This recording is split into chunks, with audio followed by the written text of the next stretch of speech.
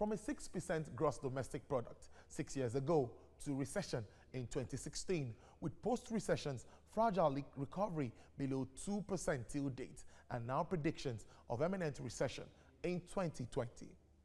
It's been no respite for both the citizenry and the economy. Indeed, the nation's economy had been grappling with weak recovery from the 2014 oil price shock to the 2016 economic recession, with GDP growth tapering around 2.3% in 2019.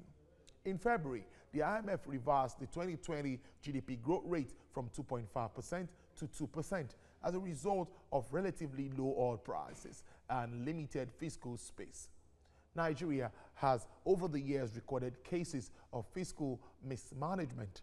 The country has also lost advantages of the boom cycle by virtue of its sole commodities offering crude oil in international markets. It is a public knowledge that the economy relies heavily on proceeds from crude oil to maintain between 65% and 70% of its total revenue. It generates about 90% of the country's foreign exchange earnings. Now, these constraining factors are exacerbated by the COVID-19 crisis, which is currently ravaging the nation's economy, sliding it into another recession. Recession is a period of significant decline in activities across the economy, low industrial production and manufacturing, high inflation, rising unemployment, falling purchasing power, low fiscal spending, as well as poor consumer spending, amongst others. The federal government has imposed a lockdown in Lagos and Ogun State, as well as Abuja, which have the highest that has the highest number of coronavirus cases when you combine this together. Other states have quickly followed suit by imposing lockdowns in their states. Movement restrictions have not only reduced the consumption of non-essential commodities in general, but has affected the income of generating capacities of these groups, reducing their consumption expenditure. I have joining me now via Skype from my Papa office here in Lagos, the chairman of the Major Oil Marketers Association of Nigeria. He doubles as the managing director of Double One PLC, that's former Mobile Oil Nigeria, Mr. Tunji Oyebanji. Thank you very much for joining us, Mr. Oyebanji. Thank you very much for having me. Let me start with this, with the price of crude. It's really not looking good for a country like Nigeria that depends solely, almost about 70% or more, on proceeds from this sector. What do you think will happen even post COVID-19? Unfortunately, I think we're going to be in for a rather rough time. I think even before the advent of COVID-19, we were already struggling because of the steep decline in the price of crude oil, which has impacted our foreign exchange earnings significantly. So coming with COVID-19 now, it's like, it's a double-edged sword on top of our economy. So hopefully we'll have to adjust and try and tighten our belts to be able to weather the storm. Because just like any company or individual, country, if your revenue profile starts to go down, then you have to adjust to that situation. But some will say this could also be a blessing in disguise, because one way or the other, we are getting off fuel subsidy, getting up some, you know where I'm going.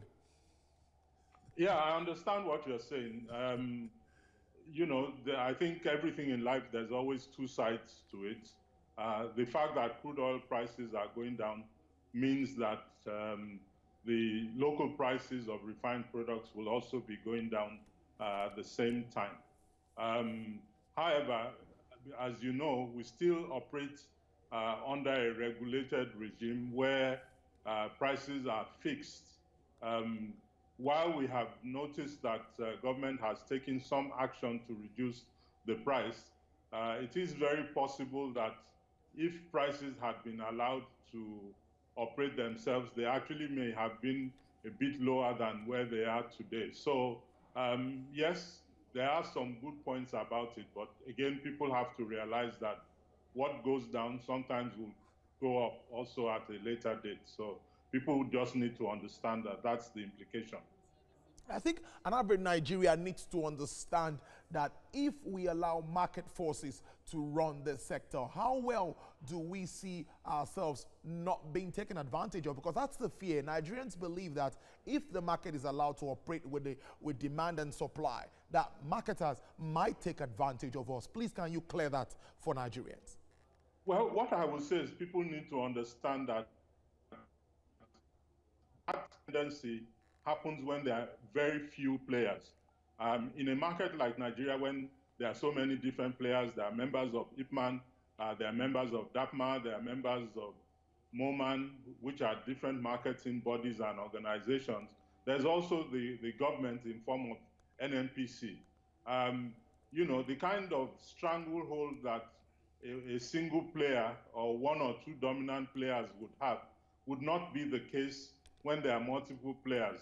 And as we said, things operate on the basis of demand and supply. So when prices go up, you'll find that more people will come in, supply gets more, and then competition gradually drives down prices. It's just like the same with any other commodity. People will know that if you go to the market and there's a scarcity of beans in the market, things for a while will show that prices will go up.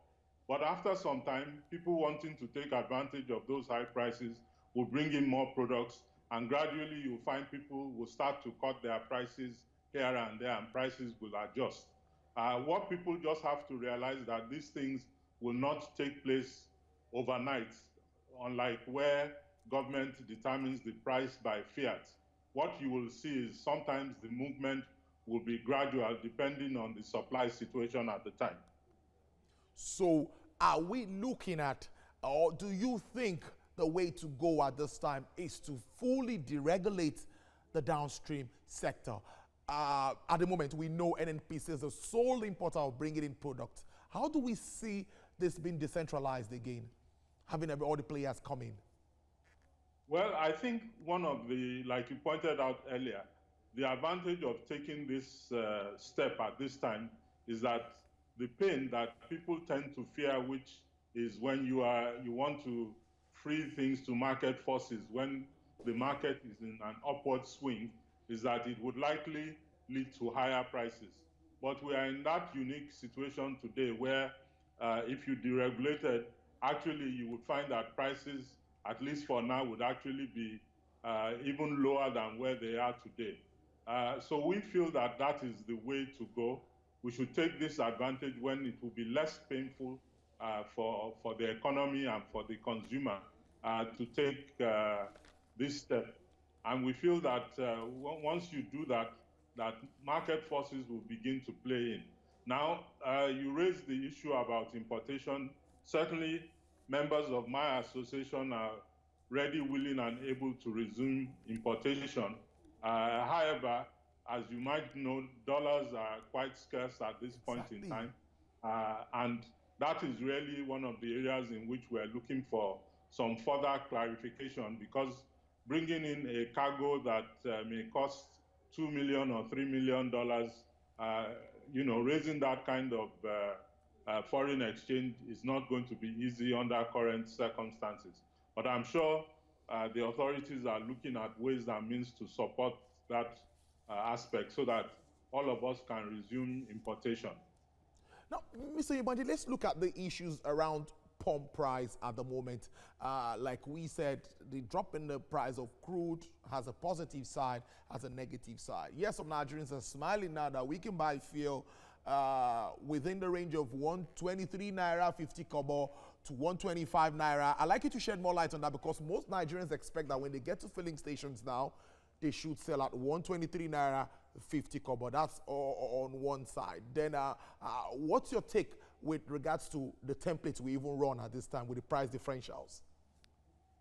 Well, I think that needs also to be clarified, because a lot of people have asked us why are prices not at 123.50.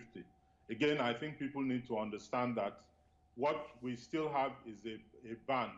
In the past, the band had been between 143 and 145. Now it's between 123.5 and 125. People need to understand that it's a price band. What you tend to find is that when the price band is very, very slim and narrow, people tend to gravitate towards the higher amount. But when you have a situation where there is either no band at all or that band is extremely wide, then you find people playing at different levels. Companies have different level of efficiency, and therefore they'll be able to play at different levels. Again, this is no different from any other product that you see out there. It's just that we as a country have been so used to having the price of PMS fixed, and people therefore expect that anytime there's an announcement, there must be adjustments. But what will happen in a market when it's fully deregulated is that movement may be at a different rate. It may be dependent on what supplies are available at that point in time. It may be left to other things that happen within the supply value chain. So at this point in time, we can't really predict, but we'll continue to watch and see.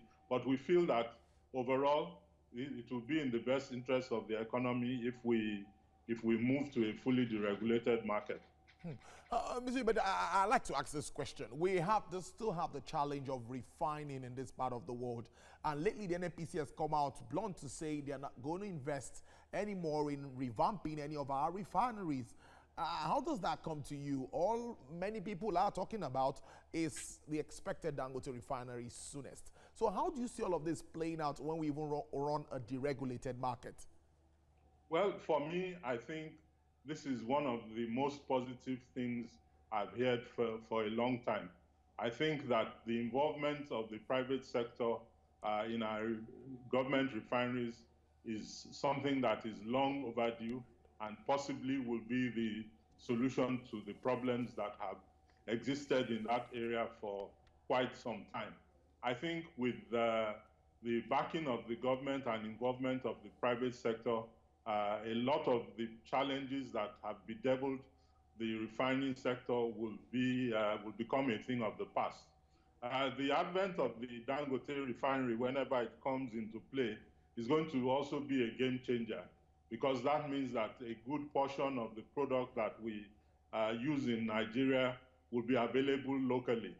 And that first and foremost means that the huge drain on our foreign exchange to import products will no longer be there. And you will find that, again, people will be able to source and get their products much quicker. So with that working and our own refineries, that is the NNPC refineries, coming back and operating in partnership with the private sector, I think the future is bright as far as supply is concerned. Wow, looks very good. Now, before I let you go, it's the season. It's COVID-19. We see support coming from everywhere. I just left a meeting where the coalition of private sector players are led by Dangote and Wabert Wigwe talking about what they intend to do. Now, tell us a little bit about what you're doing as an oil company running business, even in partnership with NIPCO. Tell us a little about that.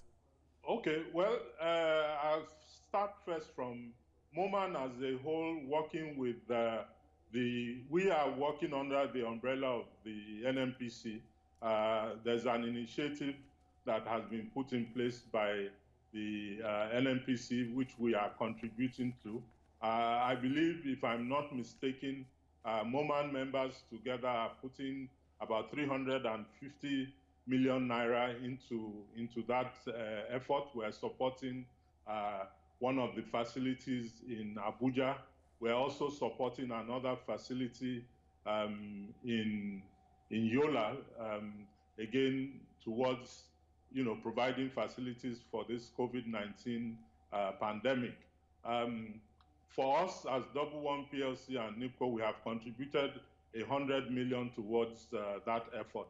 So we're working hand in hand with other players within the oil industry to try and bring some succor and to help add to the facilities that exist in Nigeria. All right, Mr. Oyebanji, just one word. What do we expect? Moving on, the oil and gas sector, countries like Nigeria, Angola, already looking at budgets and trying to reshape because of oil price. In 60 seconds, where do you see us outside post-COVID again? Can you come back? I didn't hear that. I'm talking about the oil market and post-COVID-19. Just in 60 seconds, countries like Nigeria and Angola remain worried. Where do you see us moving on? Well, I think, I believe this time will not last forever. I think what we should use is this as an opportunity to really look at things completely differently. I think we need to look inwards. We need to improve our own local productive capacity.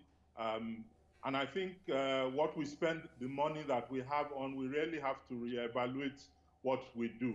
So I think this is an opportunity. I pray that this doesn't last for too long and that by God's grace, we all survive and Nigeria can move on to a brighter future. Mr. Tunji Oyebanji, thank you very much. Managing Director, Double One PLC, is also the chairman of Major Oil Marketers Association of Nigeria. Thank you very much for talking